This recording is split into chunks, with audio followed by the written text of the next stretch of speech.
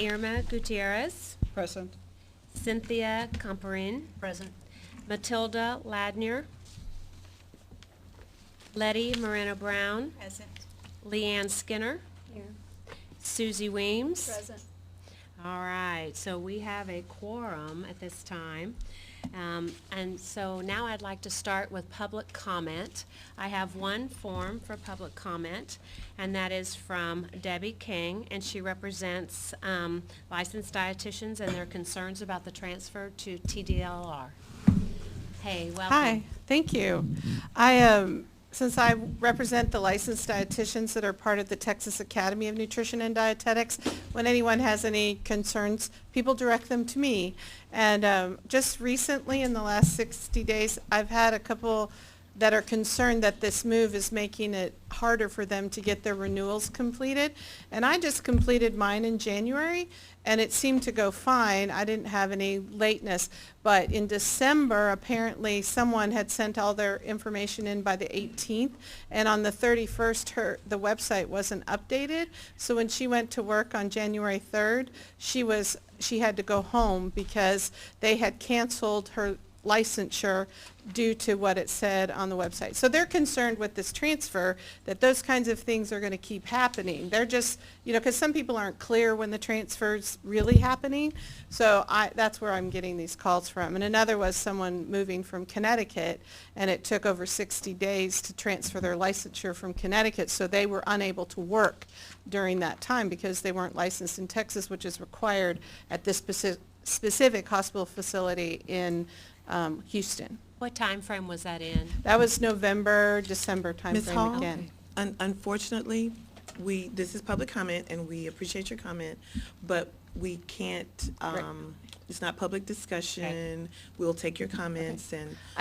What I would like is to have assurances that are available to our members, because right now, they're like, what did you get us into? We're not happy. We think this is horrible.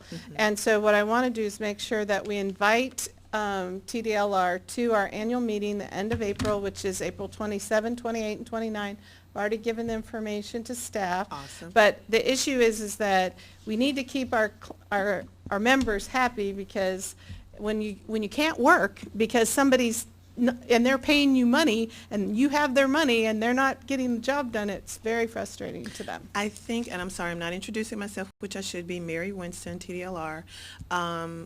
Through the progression of this meeting, I think you'll get some closure for that. Okay. And hopefully we can answer some of your questions. Great. Thank you. That's all I had. All right, thank you, Debbie. All right, the next portion of our meeting is staff reports, and we'll start with the executive office. Good afternoon again. My name is Mary Winston. Our director, Bill Kuntz, and deputy director, Brian Francis, weren't able to be here today, so I'm going to deliver the executive report. First of all, I want to acknowledge Commissioner Rodwall, who has taken out her time to be here today, and we appreciate it, because not only is she a commissioner, she's here for an advisory board meeting, and she doesn't have to be. So thank you. And I want to also acknowledge our newest public member, Ms. Comparin.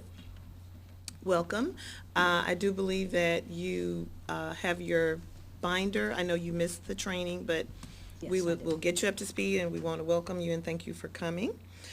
Let's see. Firstly, we have update and discussion. Good news. The comptroller has certified the appropriations writer, which gives us the funds to be able to complete the transfer. I think this answers the public commenters some of the questions, that this will help us complete this transfer from DSHS to TDLR. The transfer date is set for October 1st of this year. That's a few months down the road, but it's necessary because we have software that we have to first bid out and then incorporate into our TDLR system. And we have spoken to the powers that be, and October 1 is a good date that we feel that we can get all of that accomplished. October 1 is actually a Saturday. But that just means that the switch will flip Monday morning, which is the 3rd. So we are, to make this happen, we're also We started our hiring scheduling because we are now having the appropriations to get some more assistance on this end. And we're entering into an interagency agreement with DSHS because we didn't have the appropriations, they didn't have the appropriations, yet they've still been maintaining to the best of their ability with limited staff that I believe is becoming more limited as time wears on. So we are sending staff over there. We're also entering into an agreement to share some of that appropriations because they have handled this since September 1 with no money. And we've handled what we could over here with no money. But we've often used the two trains on the, running parallel together, and I think we're finally going to get to where we're going. The money is released, and we're going to get there. And again, October 1 is the effective date, with October 3rd being the pull the trigger, so to speak. Also, thank you, Tamala, we're also planning our external strategic planning meetings. They're going to start at the end of March 30th, April 4th, and April 11th, and we'll have the places and times publicized and on our websites. And this is a time where the program members, the professionals in the professions can come and say what they like, what they don't like, what has worked, what has not worked. We have people there to take notes. We have people there to ask questions. We have people there to answer questions if you have them. And we bring them back to the house and we work on becoming a better TDLR for you. Finally, we're going to take a look at, I think that's all I have. We're going to look at Section D, staff reports. I just did a quick executive staff report. And if you'll notice, board, we have the different divisions listed here for reports. We have this here as a placeholder. We're not going to have them make a report yet. They're here to answer any questions you may have. And during the meeting, after the meeting, so we do have them across the back row. But we do have on number 6, we have a section for the Department of State Health Services, and I do see that we have someone here, Carol, if you would like to come and make a statement and make sure you introduce yourself.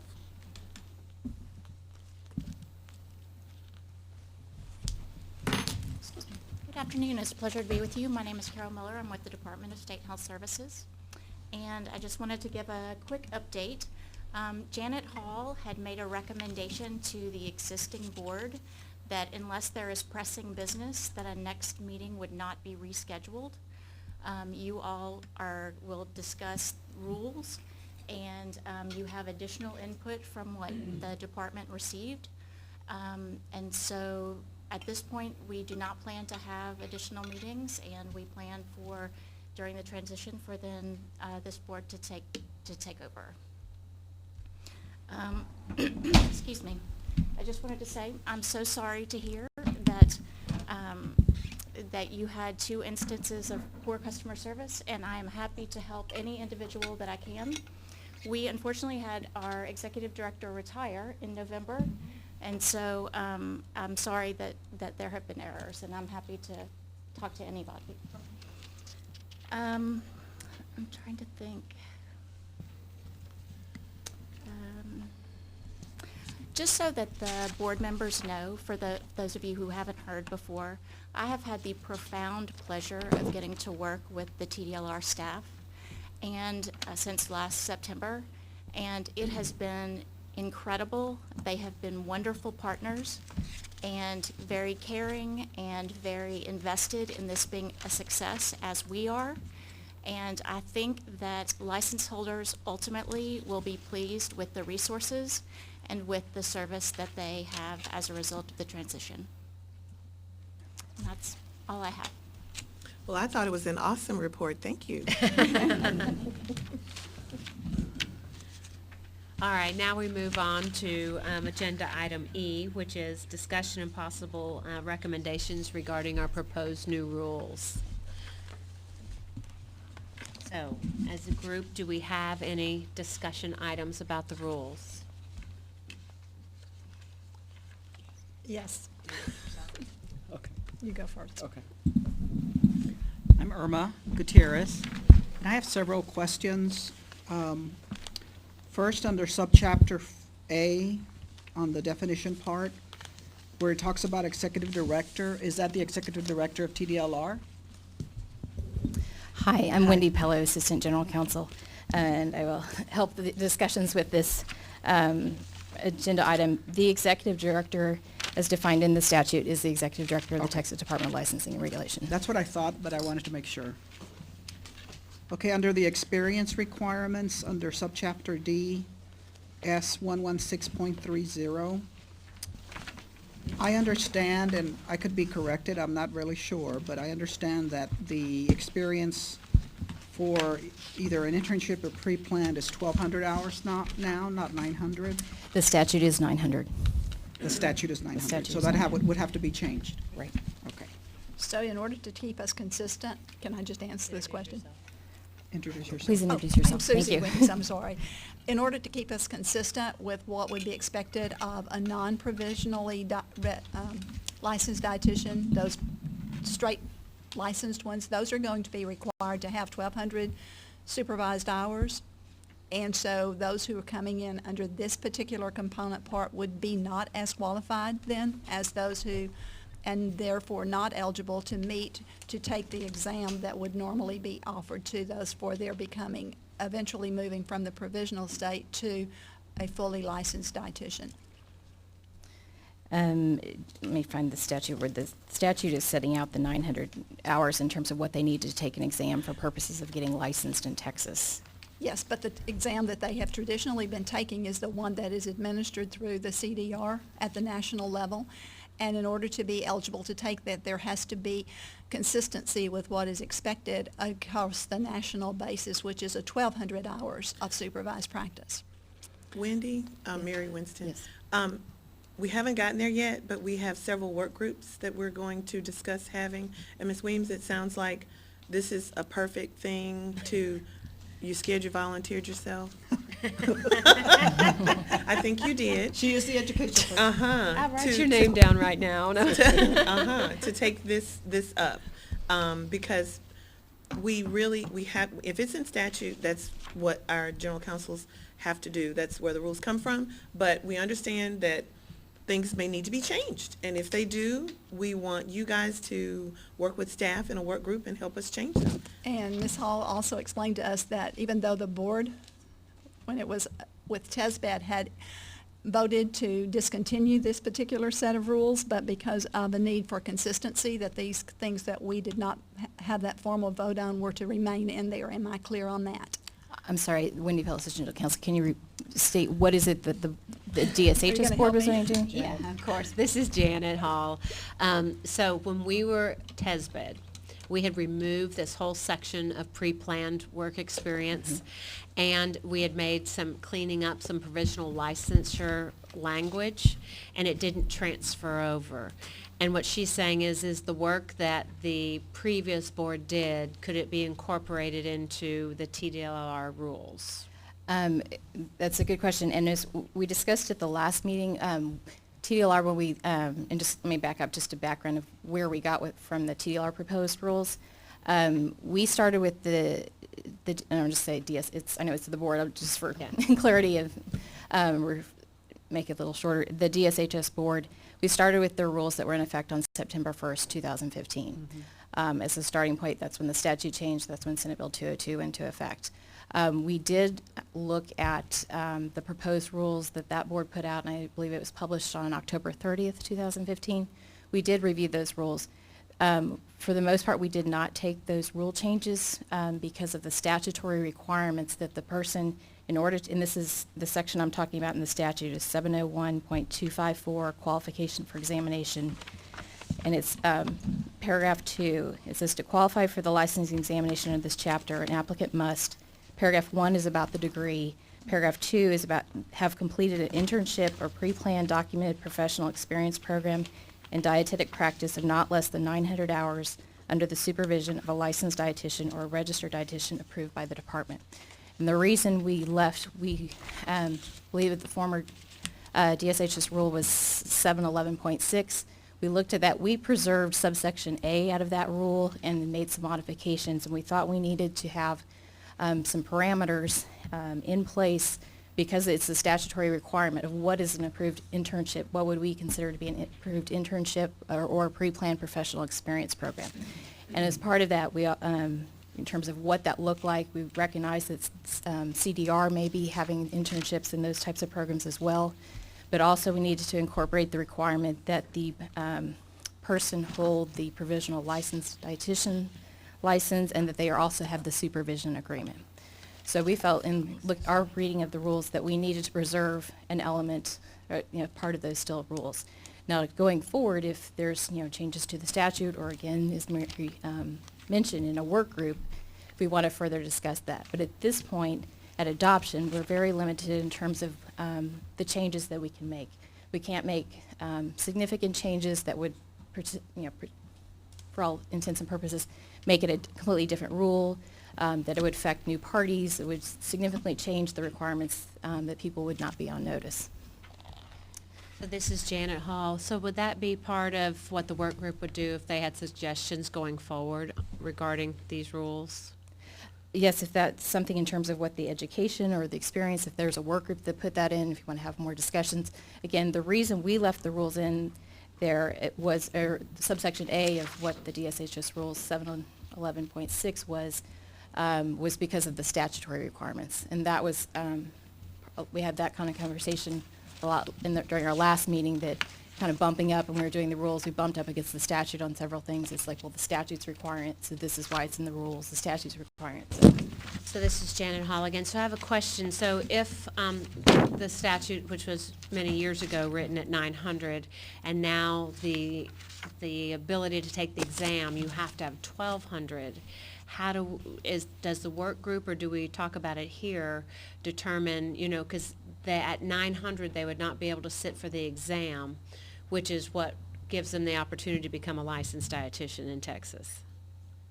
Do you see what I mean? So No, we I'm have a following what 300-hour you're saying, and- disparity. yeah. Yes. Wendy, Mary Winston again. 701.254 does say not less than 900 hours, so that does allow us some room to work. Okay. It doesn't say 900 on the nose, not less than, so that's a minimum. Right. We now are hearing that we need more than that, and that is something that the work group can not necessarily go against statute by discussing and increasing or making aware of. So it's not, 900 is not a carved in stone number, it's just a minimum from Okay. several years ago apparently. Okay, this is Janet Hall again. So, so when we have a potential licensee looking at this, would we actually correct it to 1200, or do we need to leave it at 900 and just let them know that it's not less than 900? Since they, in reality, if I were picking this up as a new dietitian to Texas and needing to get my license, I would just look at it and think 900 would be what I had to have. Right, and again, that's coming from the statute, so we were trying to implement that. Okay. And we understood- can't change the statute, is what you're saying? Right, we can't, Okay. not during this process, that would be the legislature. And my understanding is when we looked at the DSHS rules, that whole rule was being eliminated. So we were still wanting to preserve that, what was subsection A in those rules, just to give some parameters of what that was. Again, if, in the lack of a rule, their default to the statute, so. And at this point, I think it would be a significant change to change from 900 to 1200 hours at this point to, in terms of making that type of change at adoption. And at this, When we took the DSH rules, we tried to make very few substantive changes. The changes we tried to leave scope of practice, standard of care. The changes that we made were really to put it into TDLR format, to maybe simplify where there were rules that were very large that had multiple subsections, to break those up into smaller subsections, just to kind of streamline, make them consumer friendly. We grouped license requirements by license type, so you'll see the full license requirements in terms of your education, what do you need to do to apply, all of that grouped together in the same provisional license and the temporary license. So we tried to do that. We also pulled out provisions that are common under our enabling statute, Occupations Code, Chapter 51, and you have those in your reference materials. Also, our Chapter 60 rules, which apply to, there are procedural rules that apply to all of our programs, and there should be a copy in your materials as well. If those are common elements across all our programs, we pulled those out and didn't put those specifically in each program. We don't have to repeat them in all of our programs. So those are kind of the changes we made. There were a few stylistic formatting changes, but we tried to leave the revisions the way they were at the time. So that, hopefully that, like I said, we weren't trying to make any changes, so. Wendy, Irma Gutierrez again. So my other comments would probably go, Mary, with the work group situation as far as provisional licensed dietitians that no longer exist. So that would have to be a statute change. That's in the statute, because the Okay. statute sets out both the full license, the provisional license, and also the temporary license. None of that exists. So, Should yeah, we kind of exist. had that discussion last time of recognizing that the It's a industry work may group. have, and how it operates has changed from what the statute, and so, again, those would need to be statutory changes. Okay. Thank you. Do we have any other comments? All right. I would like, this is Susie Weems, I would like to applaud how much better organized this appears. Oh, well, thank you. We tried to make it very user-friendly in terms of, like I said, grouping things together for certain license types and having smaller sections, so we weren't searching through pages of a rule. So we did try to do that, so thank you for that. We did receive 2 public comments during the comment period, so if, when you'd like, we can talk about that if you would, Yes, you're ready to talk. I think that we would like to hear those. Okay, absolutely. If, are there any other comments or questions on the rules, just understanding kind of where it is? Okay, the first comment we had was, the commenter had reviewed the proposed rules, but wanted to know if there were any major changes from previously included. We weren't clear on whether the previous changes were talking about the DSH's current rules, the DSHS proposed rules, or the discussion draft that we had at the November meeting TLR. So we're not really able to address that or able to make a judgment call of what would be considered major. Just hopefully be informative is that we do have the proposed rules up on our website along with the preamble, and that explains the changes. There's a short summary of each subchapter and section. It's pretty brief, but it might be helpful. And also the video from the last advisory board meeting is up on our website as well, so that might be And helpful as well. Wendy, Yes. Mary Winston, I want to acknowledge that Ms. Latnier arrived later, and welcome. And that was her comment, so thank you. Right. I'm new here. This is Matilda. Yes, well, welcome. Yes. Well, I'm a renal dietitian. It's a specialty, requires a lot of training and preparation, and unfortunately, in my experience, we have a shortage, especially in the state of Texas. If you're not aware, dialysis units are growing by leaps and bounds, and there's a large percentage of openings. So we want to have well-prepared, good dietitians, because we're dealing with a very special treatment of patients. But on the other hand, we don't want to make it so hard that they don't want to come from other states because they have to have so many more hours to. Anyways, I'm not very familiar because I did a CAP, so I didn't do a what do you call an internship, because my college degree was already added with the internship. So it is 12 hours to get that RD. 1,200 if you're not a That's what I registered mean. dietitian. 1,200 to be a registered dietitian. Yes. And in Texas, to be a licensed dietitian, that is an automatic as long as you're an RD, isn't it? No. You can be a licensed dietitian without being a registered dietitian in the That's state why of I Texas. understand, but an RD is an LD in the state of Texas. Yeah. Okay. All right. Thank you. You're welcome. And the other comment that we received, also from an advisory board member, was, I think we kind of got into a little bit into this in terms of, it may have already been kind of addressed, wanting to know whether the Texas State Board of Examiners dietitians, they had proposed rules and had planned on adopting those, and kind of wondering what, if they still need to complete that process, and also whether the DSHS proposed rules were incorporated into the TLAR proposed rules. I believed in the Carol Miller in the DSHS staff report addressed that issue, because TVLR can't provide any advice about what another state agency should be doing and how they, in their matters and their activities. We did, as I mentioned earlier, we did have a copy of the proposed rules from DSHS, and we did review those.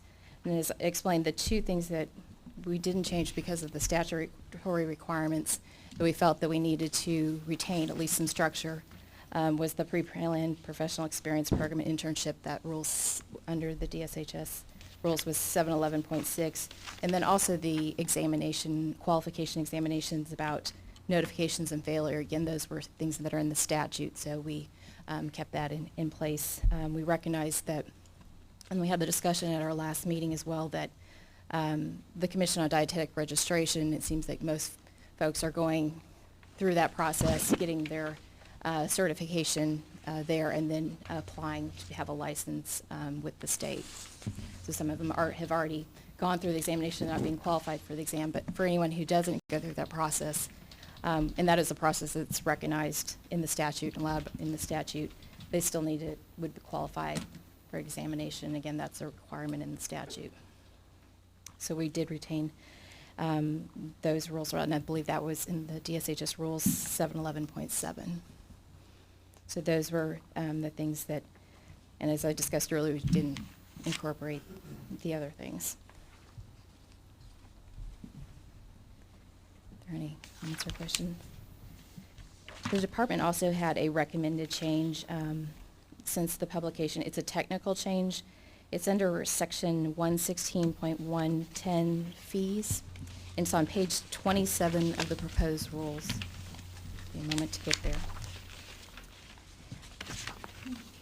The department, it's under subsection G, and the change we're wanting to make, the technical correction we're actually wanting to make is the name of the rule under 60.82, and it's a cross-reference. Instead of that rule used to be called dishonored check fee. That's been updated, so now it's dishonored payment device, to be much broader than checks. So we wanted to make a technical correction to have the proper name of that rule section.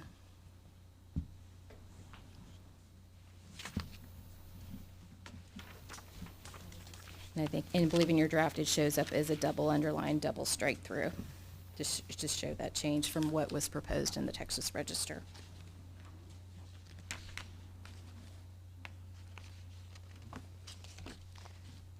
Those, like I said, with those, we only received 2 public comments, and that was a technical correction. I didn't know if you all had any other comments or questions or discussion. Thank you very much. Right. Thank you, Wendy. You're welcome. And then the next step in terms of this, unless you're having further discussion, we would be asking that the board take a vote on sending this rule proposal with the noted change on the technical correction on Rule 116.110 on the fees to the commission for a recommendation for adoption, if that would be your position. And what's the plan is for next steps is the commission is would be taking up this set of rules along with the other health professions at their March 9th commission meeting, and we would be proposing an effective date of October 1st to correspond with that transition date. So these rules would not be effective during this time, so again, you'd have time to be working on work groups as well. All right, Janet Hall, do I hear a motion from the board to adopt the rules as proposed to present to the commission? I so move. Do I hear a second? I second it. All those in favor? Aye. All those opposed? All right. Thank you very much. Motion carried. All right, so here comes the fun part where we develop our work groups. And so at this point in time, we would like to have 3 volunteers for one of the 4, or for the 4 work groups. So you can see by the numbers, 1, 2, 3, and 4, what the different work groups are. We have enforcement, licensing, education and exam, and standards of care. So I would like 3 volunteers for each one of these work groups. And so let's start with the first one, with enforcement. Do I have any volunteers, or do I need to appoint people to this work? This is Susie Weems. Does the first one include ethics? Mary Winston, Ms. Weems, this would fall under enforcement. Ethics does. Ethics, and that would be Thank a you. question for that work group, yes. And please note that staff will be a part of the work groups, and they're very well versed on how all of this goes, and they just want your input, but yes. Good, okay. Any volunteers for enforcement? Huh? I'm gonna wait. Well, everybody needs to be on more than one work group probably, since I'm there's good with only that. 7 of us. Susie? I'll do that. Okay. Anybody else? I will, Leanne. All right. I'll be on it. This is Letty, Moreno Brown. Okay, that's our 3. Let's talk about the licensing work group. I'll be on it. Irma? Susie? I don't do education and exam. She's gonna You, do oh, it. you'd rather do that one? All right. I don't care. So we have Irma. Anybody else for the licensing group? This was be focusing on the rules that we were just going over. I can do that. Would you like to do that? All right. 2 and 4. Okay, Matilda? One more.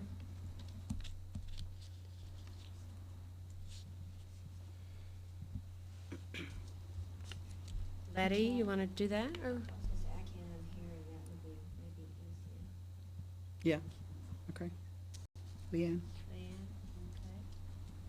Education and exam, I will. I'll volunteer. Susie and Cynthia And myself, Letty. and Letty. All right. Standard of care, I like to do that. okay, and I'll be on that one also. And I'll so- volunteer as well. All right. So you're on 3, Letty. Yes. She's gonna be busy. So it's Janet, Letty, and who? And Matilda. Matilda. All right, so to review it, on the enforcement, we've got Susie, Leanne, and Letty. On the licensing, we've got Irma, Matilda, and Leanne. On education and exam, we've got Susie, Cynthia, and Letty. And on standards of care, Janet, Letty, and Matilda. Everybody good with that? All right, great. So do we have any recommendations for our agenda items for our next board meeting?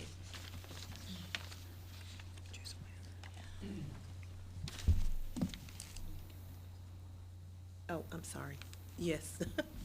I'm just in shock that this meeting is so quick, but it's wonderful. Everything's been accomplished. Am I giving everybody time on their Friday afternoon to No, get I- into I their know, and emails? The whole board is Get out just of traffic. volunteering. You didn't have to volunteer anyone. This is wonderful. For enforcement, we have, who do we have here? We have Charlotte and Chris. I'm sorry, Chris, here. And some of the staff that will be working. Christina Kaiser is the Director of Enforcement, and she will work with the enforcement group. For licensing, we have Dee Dee. Where's Dee Dee? Oh, behind the pole. She's back there. So she's the director for licensing. That's gonna be your contact. And our staff will contact you. That's what I was just gonna say. So Yes. we form these nice little work groups, Yeah. but who starts them, who drives them Mm-hmm. initially? We will That- start the car. Okay, E&E, Ray Pizarro is the director for E&E, and Standard of Care is gonna be George Ferry, Director of Compliance. And we will start the car and actually probably drive it a little bit too, because you don't have to come in person to Austin for these work groups. We have work groups going in other programs over the phone. We have a smart board that you can call in on. We can Skype you in. There are different ways that we can definitely work you in so as not to inconvenience you too much. We do caution you from sharing with other members of the board your work, because that would create a walking quorum, which most of you were trained on. We don't want. So I think for recommendations for agenda items, we would probably have maybe some updates reports from from these the work groups. Yes.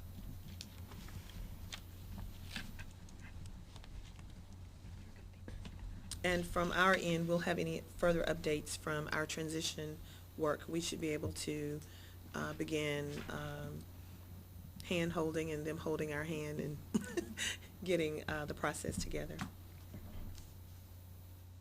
All right, thank you. So, Tamala, we'll move on to the next agenda item. And do you have any suggestions for our next date of our meeting? So if everybody could get out their calendars. Looking at the month of June, Thursday, June 2nd. And you guys can tell me what time works best for you all, if you like an afternoon meeting again, or if you like a morning meeting. Totally up to you. You're taking it out Is the that a conflict for you? I would not be able to make that. That's high school graduation. Sorry. Let me move further in. Would you prefer prior to June? Would you prefer the latter part of May or the following week? The following week would be fine with me. What about the rest of the group? As long as it's not on Tuesday. Till the 15th. Okay, so it needs to be after the 15th or in May? Or meet without me. No, we'd prefer to go ahead and set it up when everybody can do it. Mm-hmm. Have the 16th and the 17th are both available. Additionally, we can meet on the 20th. Is that June or May, Tamala? Are we in We're looking June at or May? We're still June. talking June. So June 17th and 18th? That's a Uh, Saturday. Not the 18th, the 16th and 17th. 16th and 16th. 17th. And June 20th and 21st. 16th and 17th work for me. How about everybody else? The end of the week is much better for me. So you want to do it on the 17th, Friday the 17th? Yes. Yeah, Fridays are better. Okay. Do you guys want to continue in the afternoon? Would you prefer Afternoon. Afternoon. Afternoon.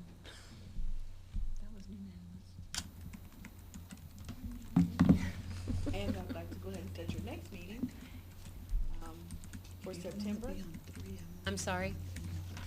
The next meeting following your June meeting would be in September. If we got our calendar back, we can go ahead and schedule it. September 9th, also a Friday afternoon. I cannot do it. We would like to get you guys back for another meeting prior to our October 1st transition date. So how about the 15th of September or the 16th, either of That- those? All right, that works for me. Anybody else? Are you 16th okay is for fine. 15th? I picked the 15th. Yeah. The 15th. I have no idea. Yeah, I Well, then don't. say yes. It's a Thursday?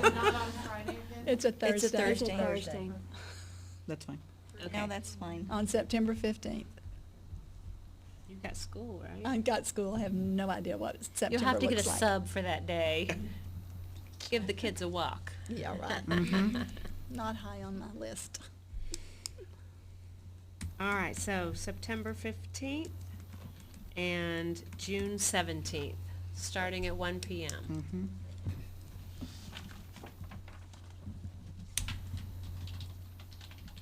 All right, if there's nothing else to Can I, this is Susie Weems. I have a question that kind of addresses some of the transitional things when we go online October the 1st. I mean, we go live October 3rd, but we're transferred. Who really takes care of licensure for the birthdays of all the people that happen between now and October? Because there's a really,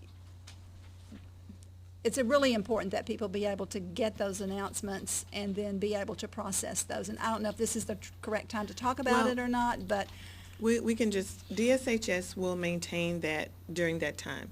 But also during that time, because we did receive the appropriation, we can work with them and we can provide man-hours to them to help them accomplish it, because they've had a lot of turnover, they've had retirements. So we're also working on, as Carol said, customer service. So we're now able to work hand in hand and better accomplish that. But it will come from DSHS. okay. Mhm.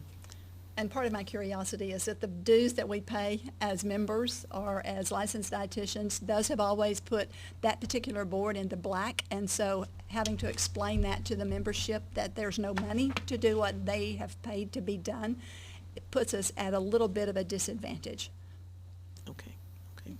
Thank you. Duly noted. All right. At this point in time, we'll adjourn the meeting, and it is